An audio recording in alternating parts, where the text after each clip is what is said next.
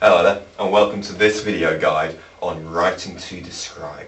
I'm going to give you 4 top tips to really help you to improve your descriptive writing in an exam situation. And here they are.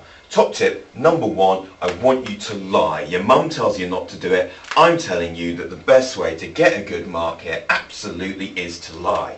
Top tip number 2 is you've got to think about the senses. I'm sure your teacher's told you this. Think about smell, sound, taste, touch, feelings, all those kind of things. I've probably missed one there, but we'll go over them in a second. Top tip number 3 when you're writing to describe is to think about an ambitious language. Think about ambitious words you can use, a good vocabulary, figurative language. We'll look at it in a second. And finally, top tip number 4, this sounds really simple, but you've got to write well. You've got to think about your punctuation, your paragraphing, because that is what you're being marked on. Okay, 4 top tips. Let's go over them one by one. Top tip number 1, lie. What do I mean by this? Well, ultimately, the tasks the exam board set, the writing to describe tasks, are really, really boring. Now, descriptive writing should never be boring.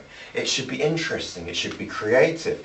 And I'll tell you what, the people who get the best marks for their descriptive writing in exam situations are the ones who can be a little bit more creative in their approach to the task. They're going to make it more interesting, they're going to make it more exciting than the task suggests it should be.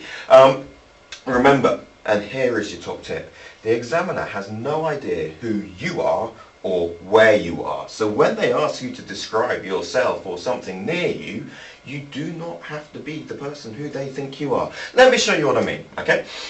Here is a past describe question. Describe yourself. Now, you're in an exam. You see that question. You've got to answer it. Look, that's you, that one there. You and 350,000 other people are GCSE students sat in exam halls. Examiners do not want to read 350,000 identical answers about what school uniform you're wearing and what you had for lunch. So, I'm going to tell you a little secret. You do not have to be you. You can be anybody as long as you can write convincingly as that person. So look at me. I'm kind of suave, sophisticated, quite civilized, intelligent teacher, but I'm not going to write as that. Instead, I'm going to transform myself into rough, tough, battle-scarred war veteran because I think I can write that convincingly. But I'm going to be a battle-scarred war veteran with a kind of soft inside because actually I don't really like fighting and it's all a bit of a fake. So in my planning, I'm going to think of myself as that person. And here's the kind of thing I might write. I've always liked to imagine that I am a highly trained killing machine. I just wish it was true.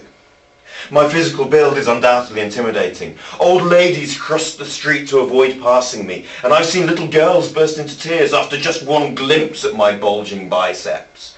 My face bears testament to the many battles I have fought in my life. The most obvious one is a gaping canyon of gnarled flesh running from below my right eye to my chin.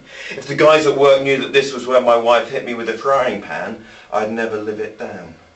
So because I've created a slightly more interesting, complex character than this is me, I'm sat in the exam hall, I'm a bit bored to be honest, I can really liven up my writing. It gives me more to say. Let's have a look at another example. We're going to look at the question now, describe the room you're sitting in now. So this time I haven't just got to decide who I am, I've got to decide where I am. So, first of all, room I'm sitting in now, exam hall, crap, boring. Instead, I'm going to be in a prison cell because I've got lots more I can say about it, and it also being in a prison cell is going to make me feel a certain way.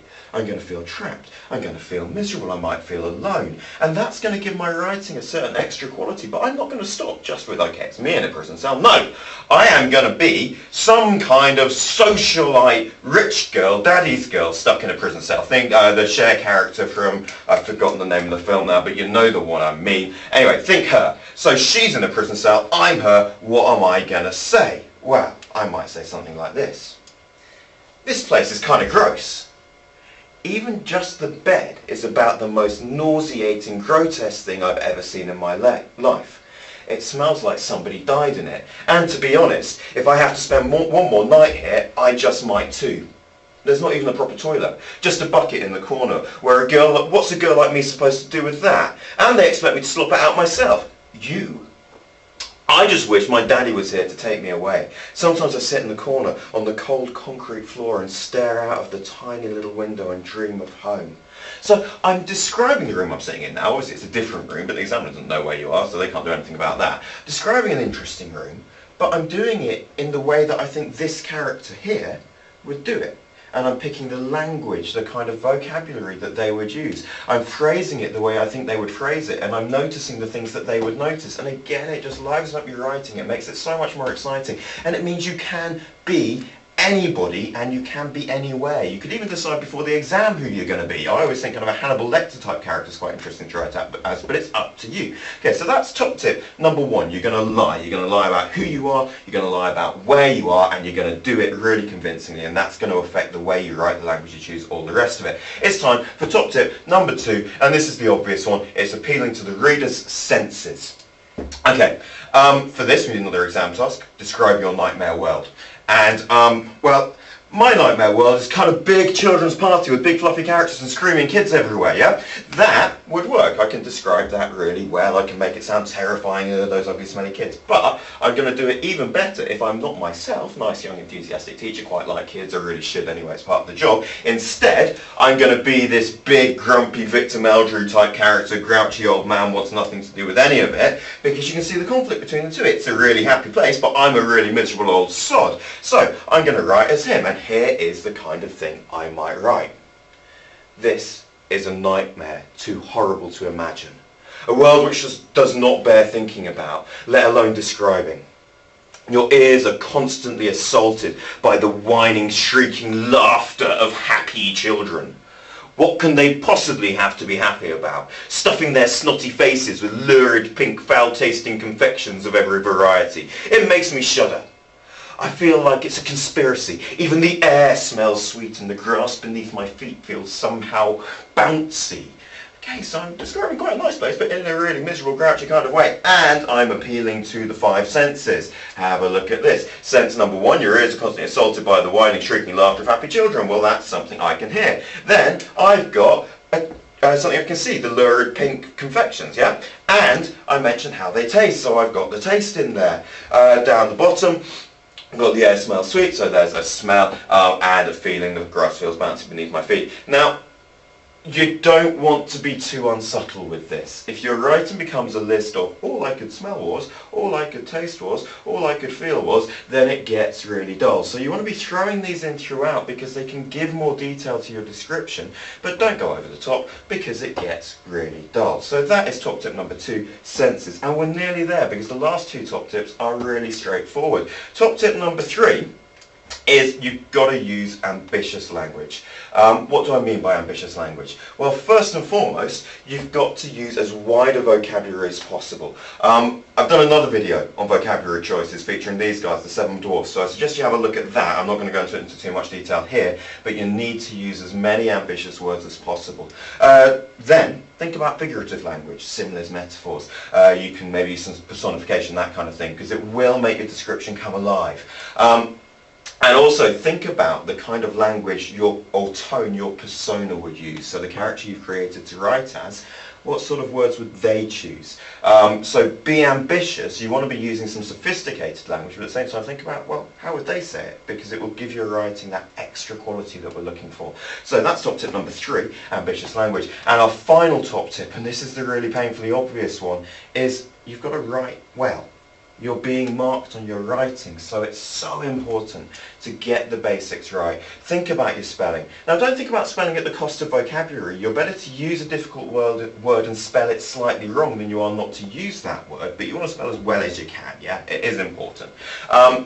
Paragraphing. If you do not paragraph your work, it is going to have a massive, massive impact on the grade you achieve. How do you make sure you paragraph your work? You plan it first, and I've also done another video on planning, structuring, paragraphing, so I suggest you have a look at that one if you're unsure in this area. What else do I mean? Variety of punctuation. Let's see the colons, the semicolons, the exclamation marks when they're appropriate, hyphens, brackets. All of those things will help to lift your mark. And again, there's other videos on there on my channel, so have a look at them. Focus on the task set. If you're asked to describe yourself, it's no good telling the examiner a story about when you were 5 and your cat got run over by a milk float, because whilst that's something about you, it's not fitting the task, which is to describe yourself. So you do have to keep that focus on the question, and again I suggest planning will help you to do that. And the other thing I will say is that there's a link in the video description for this revision guide, which will let you download a quick activity to help you focus on these areas of your writing, your spelling, paragraphing, variety, punctuation. It's got a few examples and it lets you have a look at what they do well, what they don't do well. So top tip number 4 is to write as well as you can. Okay, that's it, writing to describe.